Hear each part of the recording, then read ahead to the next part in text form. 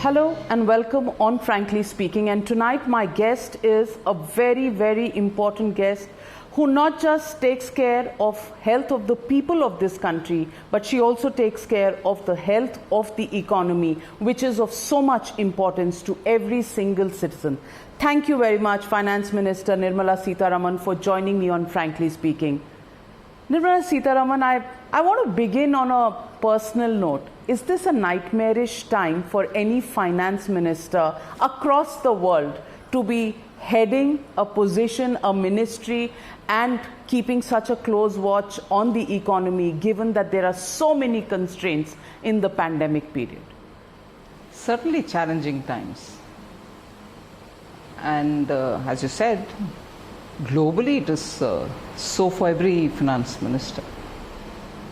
But I think I thank the people of India for having been so resilient, and above all I thank the Prime Minister because you see him 24/7 at it, and with a certain dedication and commitment, which is just the thing which is so required now. So I think with the support of the Prime Minister and the way in which Indian people have responded to this crisis, I draw strength. Mrs. Sitharaman, I want to ask you this question because the Prime Minister Narendra Modi, when he came to power in 2014 after a landmark election and a landmark, vote from the people of India, first time in 30 years you had a majority government at the center, and for virtually 5 years you looked invincible. Somehow the two big factors that have shown some amount of chinks in the so-called armor of the BJP-led government at the center have been, one, the defeat of the BJP in West Bengal, and secondly, the way we have been found absolutely struggling when the second wave first set in. We handled the first wave with a great deal of elan and a panache and a resilience and planning, but the second wave actually showed the chinks in our armors. And many people are now looking at the BJP-led government in a new light, saying this government not as invincible as it used to be. Do you agree with them? First of all, I have a bit of a difficulty when you talk about invincibility and handling of a pandemic. The second wave is something which every one of us recognize and acknowledge for its intensity, the scale, and the rapidity with which it's set in. I'm not sure anyone would have imagined this in its scale and intensity. And therefore, to think you could have been prepared for it in all its implication, I think it's being unfair. Whilst I grant it that obviously because the tragedy has hit many of us, in fact most of us, in one way or the other, we tend to think, couldn't we have been better prepared? I grant that. But for the, as I said, the way, the rapidity with which it spread, I'm not sure any country could have been prepared at all.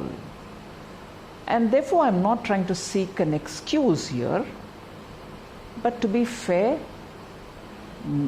it's not possible to be ready for such a pandemic, the second wave, the way it came in.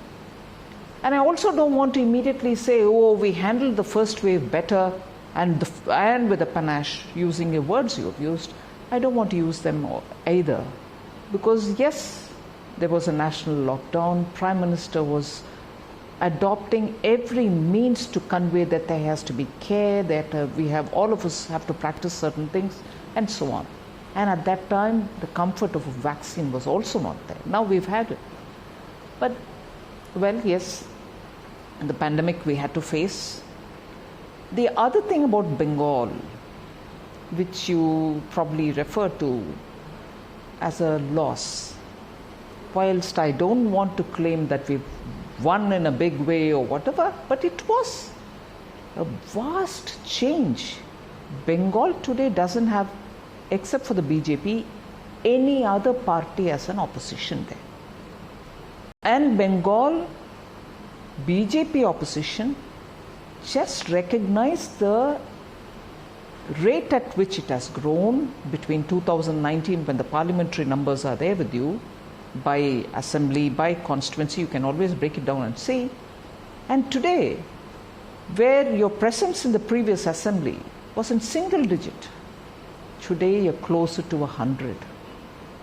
So whilst I do not want to say, oh, see our success, but clearly, I'm not sure if I'm quoting the year right, since after 1973 possibly, first time the opposition party, any one party, has had this kind of a number.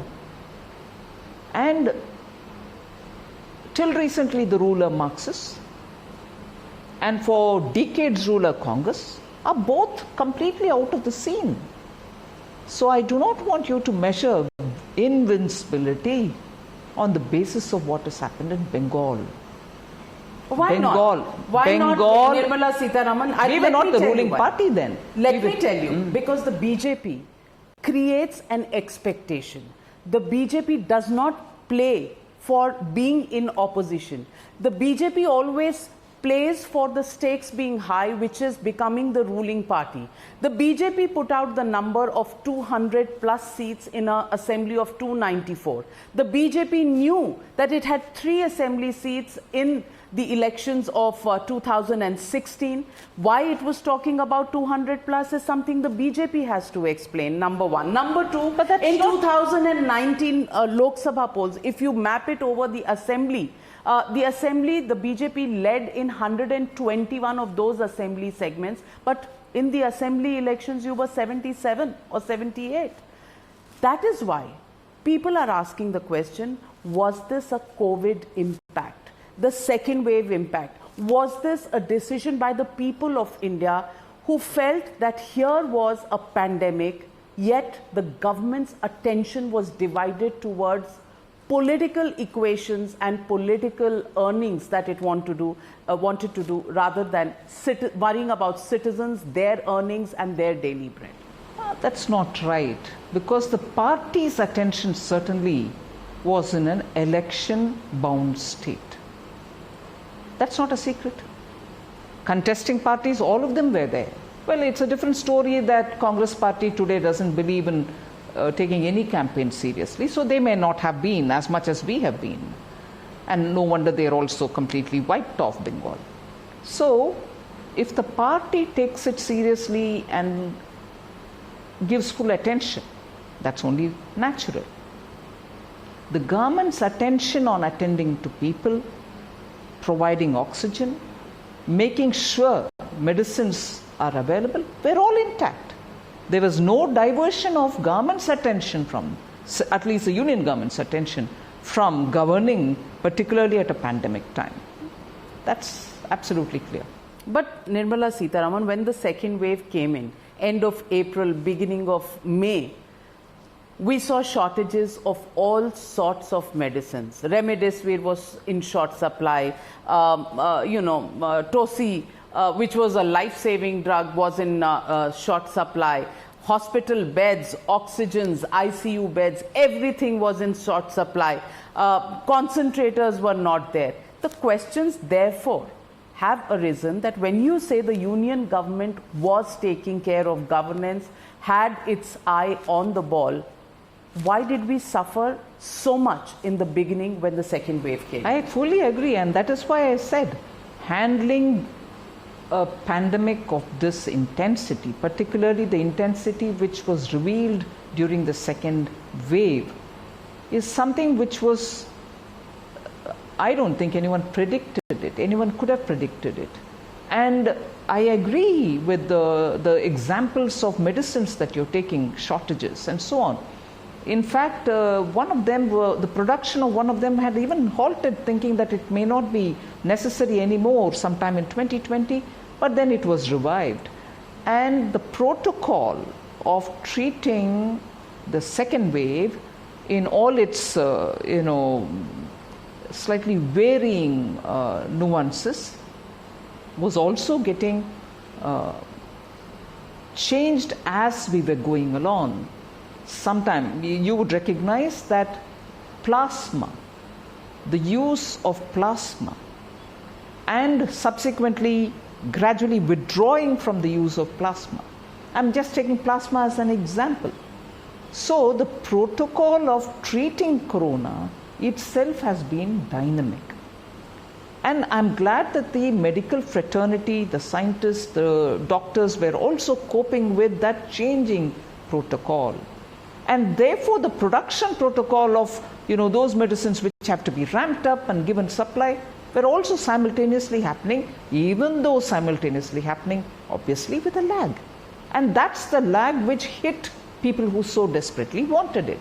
And there's no gainsaying it now.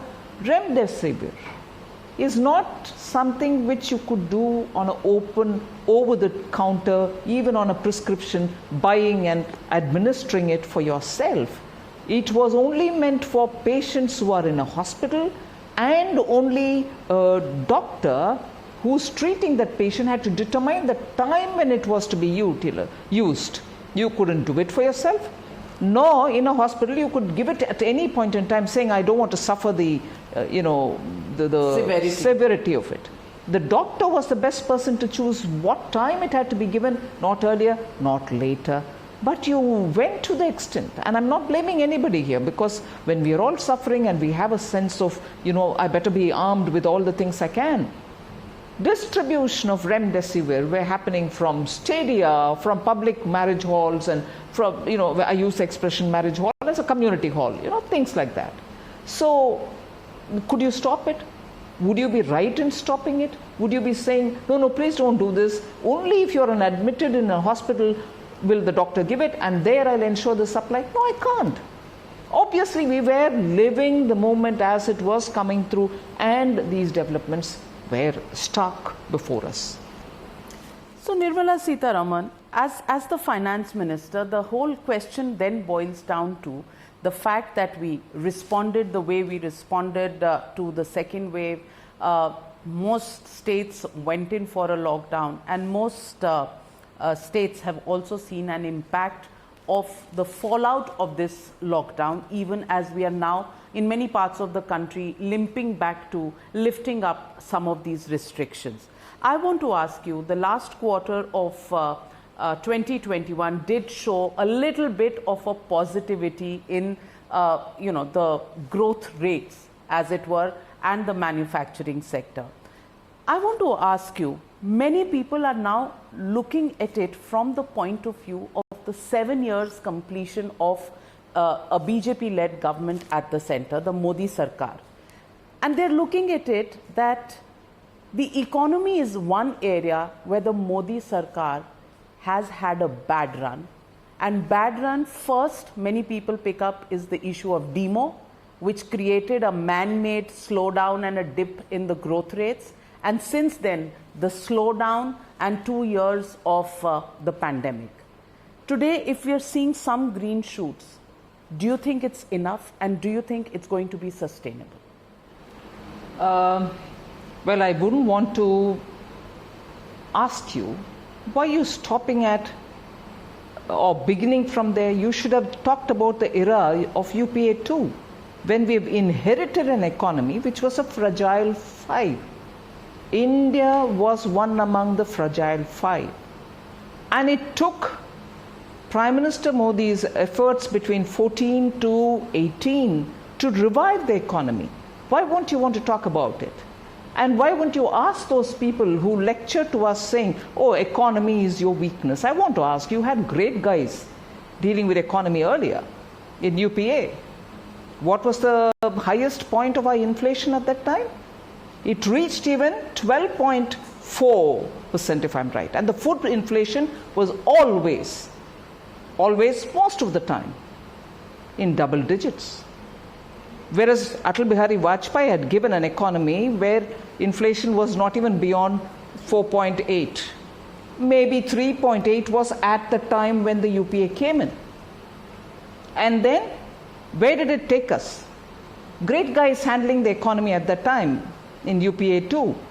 What was the level of corruption which you looked the other way, and the entire government's economy's performance was all completely hurt by the bad policy. You were dealing with the economy as though it was somebody's private property and giving away national assets to your friends and relatives. Is that what you think is the expertise to handle the economy?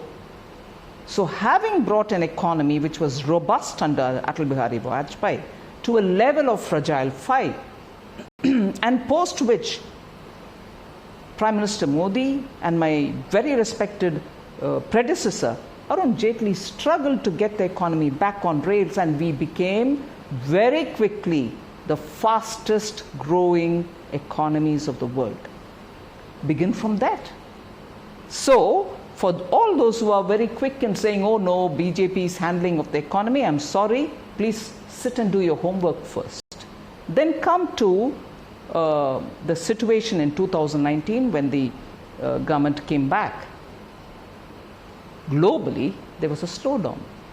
In fact, interest rates in various countries abroad, inclusive of the United States and developed economies in the European Union, were all suffering by low interest rate. In fact, the expression low for long, it would never rise. The interest rate was so at the bottom. Investors were all looking for opportunities better, and they found India as one of those very good destinations to come and invest. That continues till today. No wonder your FDI, your foreign exchange reserve are all at their highest ever. That is also a strength of this economy. Are you sure? Because there are tech majors which are thinking and rethinking their strategy of making India their destination. Because every other day we have run-ins with the Googles, the Twitters, the WhatsApps of the world. We have litigation that's going on in courts. We are virtually in a confrontation mode with all of these companies. Ms. Nirmala Sitharaman, is this helping India becoming an FDI destination, especially at a time last year when China was so unpopular, the Wuhan impact was showing in the world, India was trying to emerge as an alternative destination. But is it still there? Of course it's there.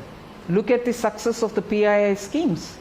Look at the number of companies which have come to India and want to invest, and it is not just want to, they've already started showing their ground level activities. And if you were to talk about, oh, look at the way in which many of the companies are in the courts fighting for their cause. Excuse me, one of the top most example of that is a result of the so-called retrospective amendment which was done by the very eminent economists who ran that UPA too. And as a result today, we are fighting the case in the courts for an amendment which was done in the parliament. And government being a continuum, I am expected to keep up to fight for the sovereign right of India to tax. But where has that led us? You're fighting on a cause where you showed that Indian government is probably vengeful. You wanted to go back and lay retrospective tax on companies. But you're still carrying on that. No, and today, therefore, having gone into a litigated situation, for me to rapidly go and change the law, although when I'm in government, I have to remember that if there are questions on the sovereign right of India to tax, I will have to stand up. That doesn't mean the retrospective amendment was right. So there is a nuance which I want to understand.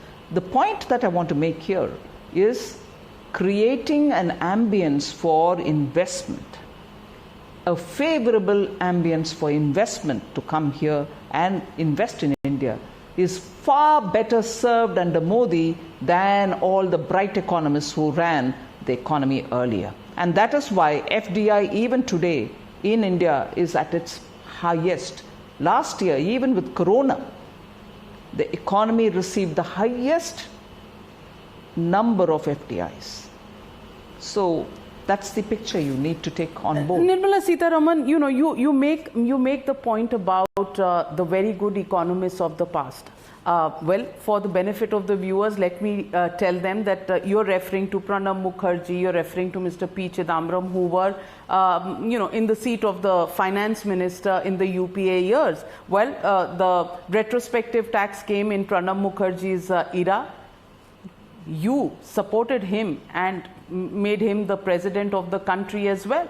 So, I don't see just because he went to RSS, he has your vote. I don't see anything different or any policy that is being pointed out by the BJP. They are silent because it was Pranab Mukherjee. Had it been P. Chidambaram, your take on this entire issue would have been different. So the point I'm trying to make is politics of the day determines how you deal with a certain issue, and that's exactly what the Congress is doing today. When Mr. Rahul Gandhi says GDP crashing, unemployment soaring, fuel prices skyrocketing, in how many more ways is BJP looting India? He's not wrong. The GDP is falling. There's been a minor recovery, but last year it was minus 7.3. The last time this happened was sometime in the 70s, in the minus zone. Unemployment, it is soaring. I can give you the numbers because the numbers for the country as a whole, urban plus rural, is at 11.9. In just 4 months, it's increased by about 4 percentage points. And that is CMIE data. And then if he talks about the fact that fuel prices are skyrocketing, 26 revisions of the petrol diesel prices in the last 2 months, and 49 increases in the petrol diesel prices in the last 6 months since the beginning of this year. Now, this is killing the middle classes, Ms. Nirmala Sitharaman. 1 minute. What did you read and what was the last line of Rahul Gandhi's tweet? BJP please? looting India. Rahul Gandhi's line. This is where convenience plays to the comfort of an opposition which has not done its homework. You're conveniently picking up a couple of lines from a tweet which happens every morning, like as though that's the beginning and end of politics. Every morning there is a tweet and you conveniently pick up the top 3 lines, for which I'll give you answers, and therefore give the comfort to the Congress that BJP is looting India. Who's saying that? And you are unconsciously getting into that line of supporting, because he's an opposition member, he's asking question, you are agreeing with it. Agreeing, therefore, by implication, to a line which is outrageous. Known for looting the country, UPA, some of its ministers had to go to the jail. UPA, not a day would Rahul Gandhi say that of Congress party, whereas that is where he has to say. What made the Congress party loot? Supreme Court had to cancel 122 licenses given. That's loot, Rahul Gandhi. 2 of your ministers, prominent ministers, are still undergoing trial after having been kept in confinement for some time. That's loot, Rahul Gandhi. And Navika Kumar, a senior journalist, inadvertently, I would like to believe, inadvertently goes to pick up conveniently 3 lines which she could have, being a senior journalist, asked herself, but wants to fall back on Rahul Gandhi and conveniently picks up those 3 lines and therefore inadvertently supports the line which whitewashes the Congress's loot of this country. I'm sorry. We have to be a bit more discreet. And now coming to the 3 points. Inflation, I've already answered your question on that. Employment, and again, in all these 3, we are talking about a normal India, be it 73, be it some other time, even a war and post-war India. Assume 1971 and post-war India. Is not comparable to the pandemic. A pandemic hit economy where people had to go back to their villages, for whom we had to extend an extended Manrega. 60,000 which was given in the BE of 2020 went beyond 1 lakh because we wanted to ensure nobody remains without some money in their hands. Free food grain for 80 crore people for 8 months, even now. And this is during a pandemic. To compare a fall in the GDP with a normal year, and I would assume even a war hit year in India as normal compared to the pandemic hit year of India, and when the globe itself is affected by it, as an unusual. Never in history in the last 100 years has the entire globe seen this kind of a ravage. And you want to take his statement saying, that time India and this time India? This time India, what it's going through, and hats off to the people of India for the way they are coping with the little help which government of India is giving them, little help some states are giving them. So please, you're most welcome to be angry with me. And Nirmala Sitharaman ko gussa kyun aata hai? People will also ask this. But if Mr. Rahul Gandhi, who thinks, I support your government more and boycotts Times Now, does not give me an interview, and today you are saying that I am convinced about Rahul Gandhi, then I must be doing something right, because both sides seem to be gunning for me, which is fine as a journalist. But questions that I'm asking are correct. 29 increases in fuel prices in the last 2 months. Let me tell you, the fuel and power inflation rate is at 37.61%. Pulses inflation rate at 9.5%. Edible oil inflation at 30%.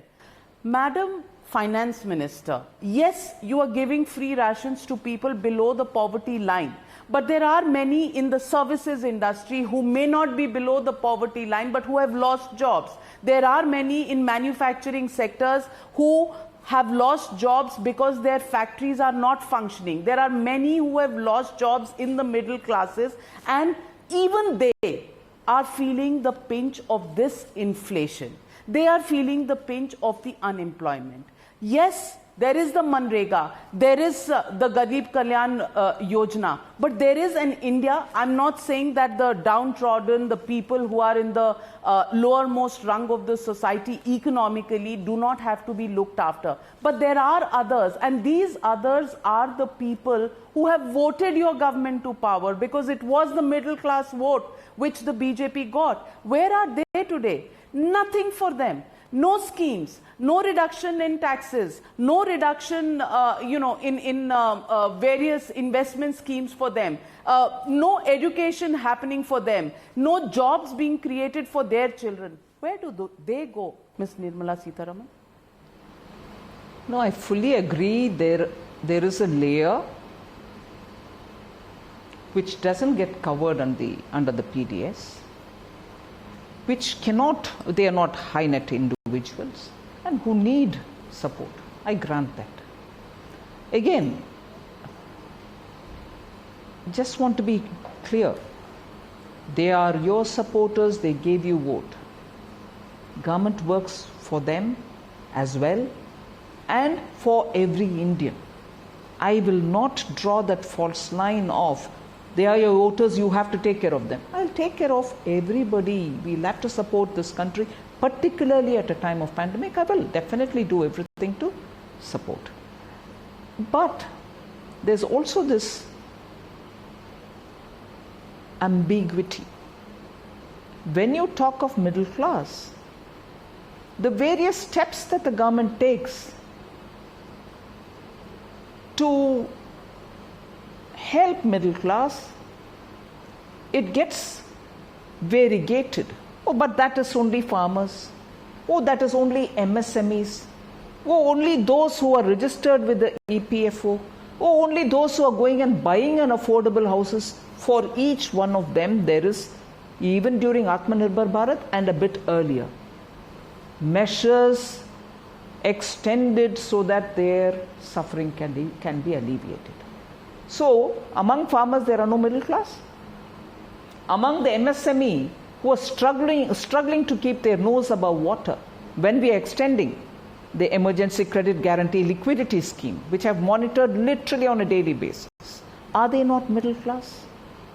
When employees who are probably, because of lockdown, staying away, are allowed to draw their EPFO funds well in advance so that there will be some money in their hands, are they not middle class? When you're probably relaxing a lot of rules and giving some interest subvention and also some tax deduction for people who are going and buying affordable houses, is that not middle class? So, middle class is a very large section which comprises of many groups. If you ask me a question about the entire frame of middle class, I'll have to give an answer which are in bits and pieces, which may not add up to the largeness of the question that you ask, but we are addressing them. When you say, small point, when you say that you have given EPFO withdrawals as an option to them, you know, in the traditional Indian sense, when you draw on your PF for your daily living, it means you're dipping into your savings, Agreed. which was meant for your old age. Absolutely. Now, if you're allowing that, is that actually the government making the life of these people better? I'm not sure. You're a middle class person, I'm a middle class person, and that's the way we have always thought. I fully agree. No, I fully agree. But in an emergency like the pandemic, when you want money to be in your hands, other than the DBT that we've done to those Jan Dhan Yojana people, particularly women, the Divyang and so on, if there is a need immediately, when everything is under lockdown, opening up for the sake of immediate emergency. And what could be more an emergency than a pandemic hit economy? It's only to help. So you would now say, no, that's not help. Well, it's not help, but I need to have various ways opened up so that people can get something in their hands. Today, there is no weapon against the coronavirus. It's only the vaccination. The time we wasted, the faltering steps that we have taken, is it going to cause India to pay a much higher price in terms of the COVID impact? Did we, or were we asked to give post the discussions which states kept having and also writing to the Prime Minister saying, why can't the states handle it? States wanted it, they took it, and then, no, we don't want it, you take it. We're doing it. And for free.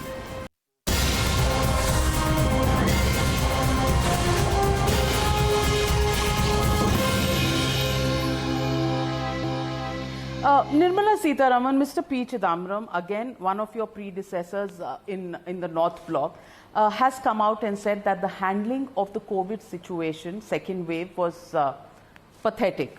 That's what it translates to. And he's questioned the vaccination policy, for which 35,000 crores were set aside in the budget by your government, but you still left states to their own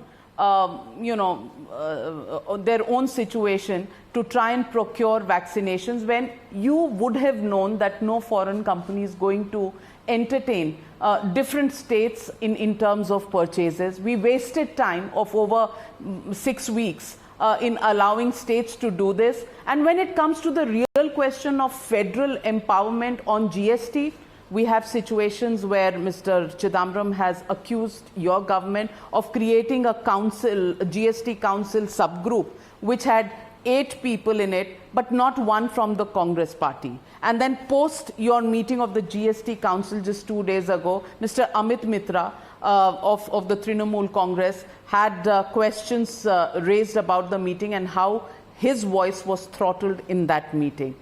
Nirmala Sitharaman, the reason I'm asking you these questions are, today there is no weapon against the coronavirus, it's only the vaccination. The time we wasted, the faltering steps that we have taken, is it going to cause India to pay a much higher price in terms of the COVID impact? Even as we talk, Navika, there are so many aspects that you've covered. I'll certainly touch on all of them. Today, as we are here, I think we've completed more than 26.5 crore vaccinations. And in the last 24 hours, I've been told that something like 39 lakhs have been vaccinated. The ramping up in terms of the vaccination number per day and also going to the total.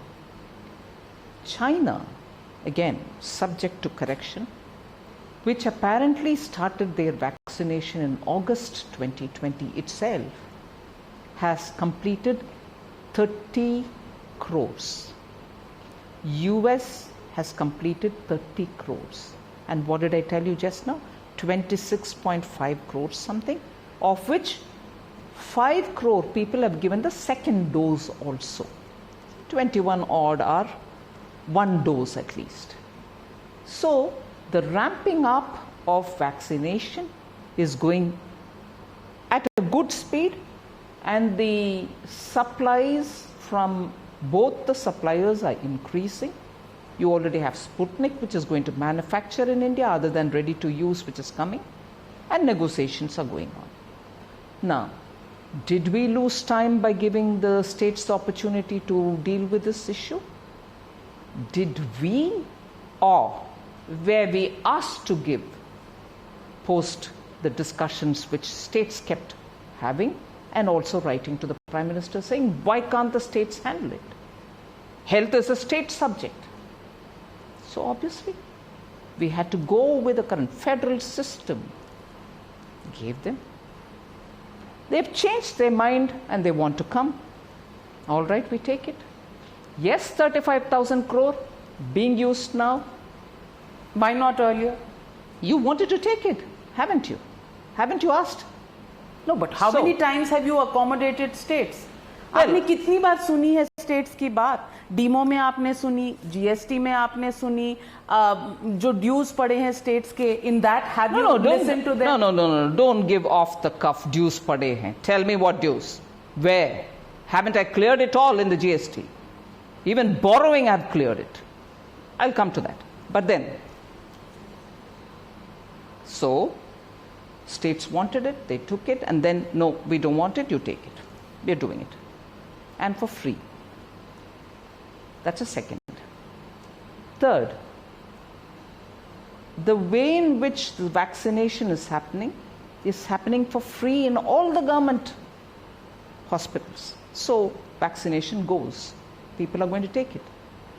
But the vaccine hesitancy is something on which all of us will have to equally work. Right? And when the states took it also, as much vehemently you may want to ask me, I'm sure you're asking, and I'm not saying please ask, I'm not also saying you're not asking, I'm sure you're asking. The wastage which happened in some of the states. Dustbin, you found vaccines. It's so precious today you can't compare it to anything, but they were in the dustbin.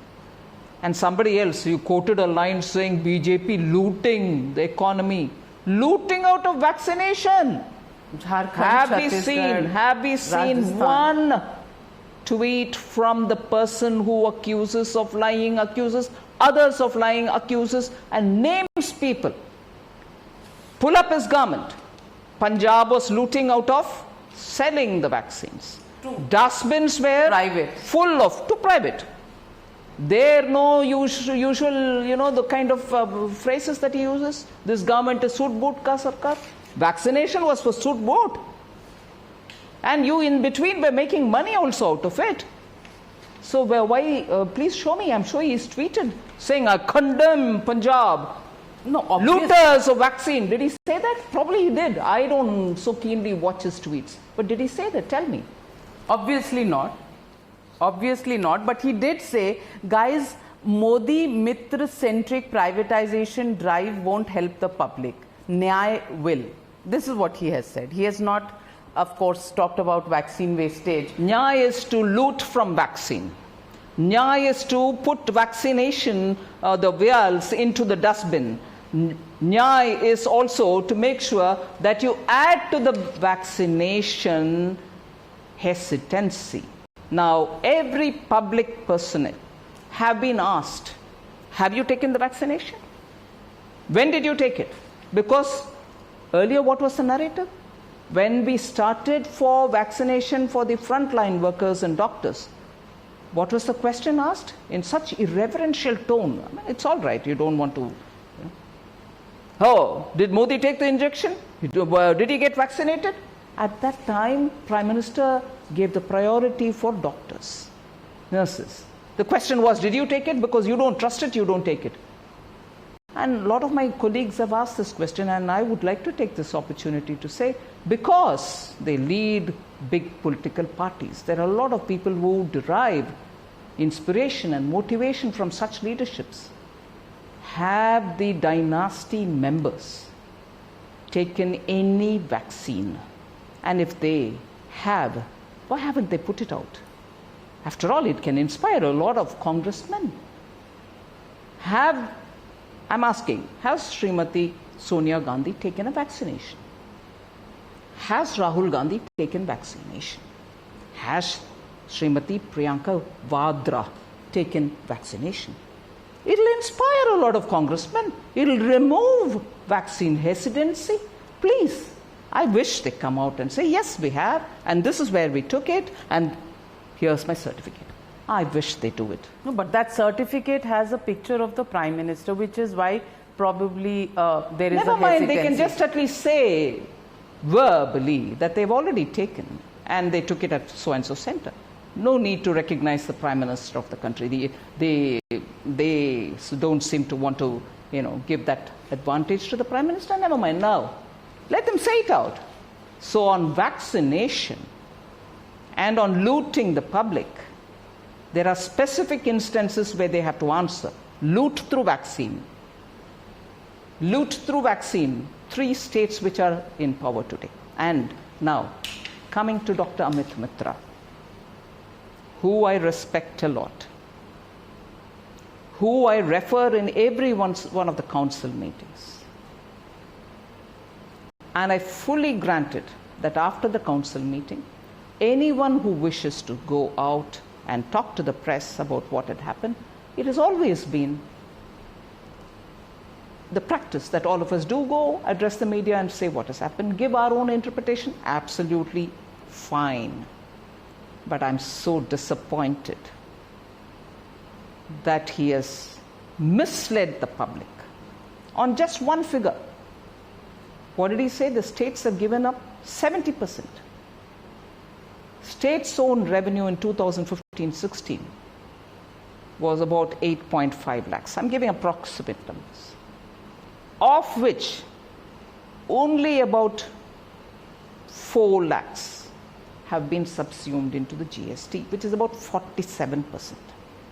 Where is 70? And actually speaking, petrol products may have been introduced into the GST, but at 0 they are kept. Still the states collect. We also collect from the center separately, aside from the GST, but states do collect from that. I think it's about 18% of it. Stamp duty and land related, states collect about 16%, 18%. Land related, states collect.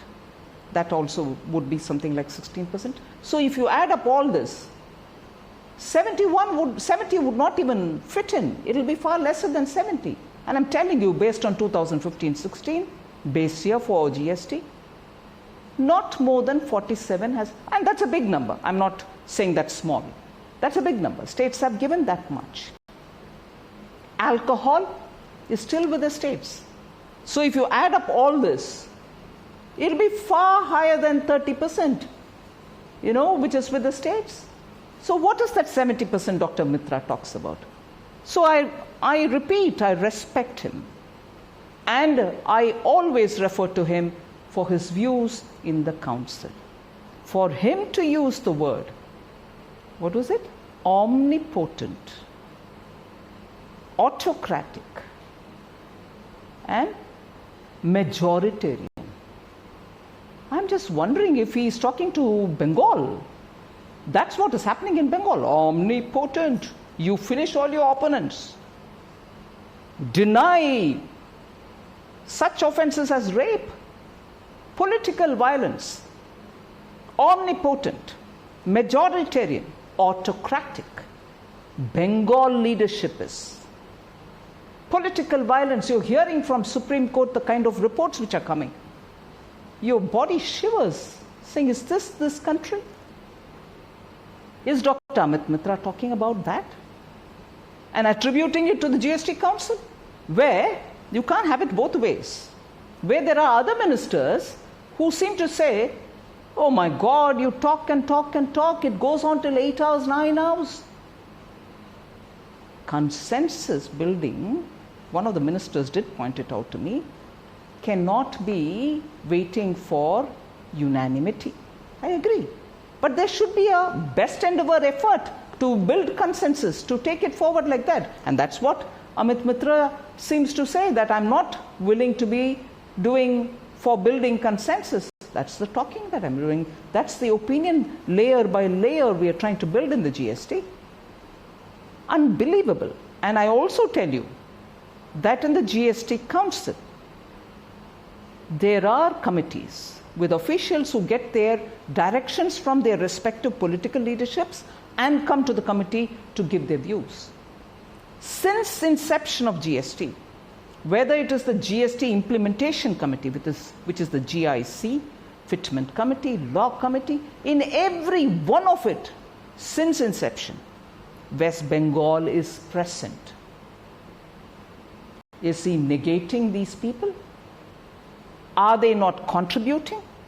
Even the recent 43rd Council, where there was a decision taken that state government, municipalities should be exempt from e-invoicing. It was on Bengal's suggestion that we had agreed. Of course, there were other few states who agreed too on it. So that's not hearing Bengal? Has he not been aware of that? It's so disappointing that they're making it political when there is... Absolutely. What is happening in Bengal is so much in his mind, Dr. Mitra. You should leave it behind in Bengal. And what happens in the GST Council is a lot more democratic, consensus building, and everyone has a place there. He cannot undermine the GOM by saying, invoking Kerala, invoking some other state. Each state speaks for itself. Kerala minister has explained where he was. He attended the meeting, whereas I find from the press conference of Dr. Mitra, he says Kerala minister did not attend it. That's absolute untruth. Kerala minister attended it. He left early because he had to prepare for his budget, and then sent a letter. And that was explained in the GST Council. And one last word on Dr. Amit Mitra. Bengal should give its finance minister a better internet connection. He was on and off. The revenue secretary is on record saying, Dr. Mitra, we can't hear you. Do you want to please switch off your video so that we can hear you better? Bengal should immediately give better internet connection for Dr. Amit Mitra. So you think a lot of it was lost in translation? I think so. I like to hear him and hear him in full, at least the next time. Hopefully sooner we'll have a in-person meeting. Well, Nirmala Sitharaman, there are 2 or 3 quick questions that I want to ask you. Number one, is there another so-called package that you want to announce? Because many countries across the world are actually giving cash in the hands of the people to stimulate growth. Is there any such move on the part of your government? 1st February, the budget was presented. And this budget was a budget for a pandemic hit economy. Of course, we didn't know then there will be a second wave. But an economy which was so badly hit had to revive, and therefore the budget has been made. Now, 1st April is when it started getting implemented. And things changed by the end of April? Yes. I'll have to just see and get more inputs from the states and also from the observers of the Indian economy, business leaders. Has that exercise begun? Yes, we are working on it. So stimulus package, not anytime soon? I'm first of all getting the inputs from people. In what form I'm going to work on it is yet to be decided. But something will be coming. What's the time frame? I don't know yet. As I said, 1st April is when the budget has started. We are only in middle of June. 2.5 months. Anything for industries which are struck with the total shutdown, hospitality, restaurants, because employment is an issue. That's been waiting for some time. Prior to the budget itself, for hospitality, for hotels and for tourism, we wanted to do something. In fact, I had the delegation meet me, but only because we couldn't fit into the scheme of budgetary things that we couldn't come up with something. Because these are big employment generators. I agree. And can there be an incentive for them to keep these people on rolls? I fully agree. That is a suggestion which has come from many quarters. Let's see what the PLI scheme, any flexibility? There are 13 schemes doing well, can give an impetus to manufacturing, but because it's been struck by COVID in 2 waves, is there going to be flexibility to accommodate so that factories which have suboptimally operated can improve on it? I think that's a question which each of the concerned departments which have taken the PLI schemes for themselves will have to come back on. So I can't speak or preempt them. Let them come with their inputs on that. And Nirmala Sitharaman, there's been a lot of talk in the papers today about a certain statement that was made following which there was an upheaval in the stock markets yesterday in a particular stock. There has been a Congress press conference on this and questions being raised about this. Do you think regulators need to come in? Do you think this has been something that has been deliberately done, to shake up the stock markets? Where does the Finance Ministry stand on this? Are you looking The Finance Ministry is a ministry. The regulator is the regulator. Regulator does his job on his own. But is it a matter of concern for the ministry? Are you watching this space? Of course I'll watch this space. Of course I'll watch it. Do you think it's a deliberate case of... I wouldn't know. I need to watch it and then come to a conclusion. In the meanwhile, of course, we'll also have to get the view of the regulator. Ms. Nirmala Sitharaman, the Supreme Court also called the government's move on vaccination arbitrary and irresponsible. Do you think that period is behind us? The corrective action was taken with the impetus coming from the Supreme Court, and now we will have a policy which will relook even the gap between the 2 dosages, because countries abroad are changing with the mutant varieties of Delta variant coming in. I told you the numbers on the vaccination. Prime Minister is monitoring it at his level, ensuring that the distribution will be done properly, and also ramping up the capacity which both these Indian producers of vaccination are given for them to use. So ramping up capacity, existing capacity being ramped up, newer facility being brought in, are both being given enough importance. So I am confident that the vaccination, the trajectory it has taken now will continue at that pace or even improve. Do you still have faith in the India growth story? Of course I do. Of course I do. Because I believe in our Indian citizens' spirit to fight and come up in any kind of an environment, and the way in which they have held themselves together during the pandemic. I bow my head in respect, because anything that you would do, any much that you would do, will not be sufficient to assuage the suffering that they've gone through, the pain that each of the families have endured, and some of them who have suffered because of a sense of guilt because they were not able to help others, all of which I fully recognize and respect. It's an unusual time where all of us will have to do mutual hand-holding and just help each other to come out of this situation. So is the Finance Ministry going to handhold? We've done that last time in 2020, and as I said, we'll have to work and do our RBI maximum. has revised its growth figures from 8.3 to 7.3. What's Nirmala Sitharaman's number for this year's growth? I've never engaged in the number game. So have I not engaged in any alphabet game. V shape, U shape, K shape. No.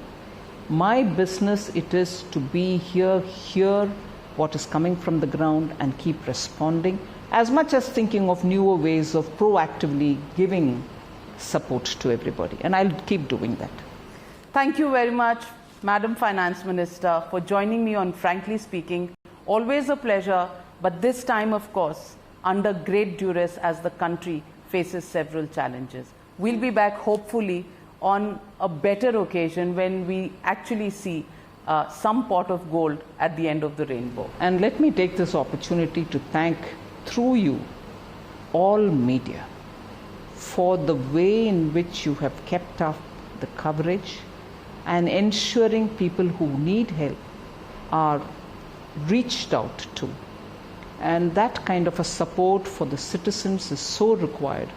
I think I will thank the media through you for that, and hopefully we'll soon come out of this. Thank you, Nirmala ji. Thank you.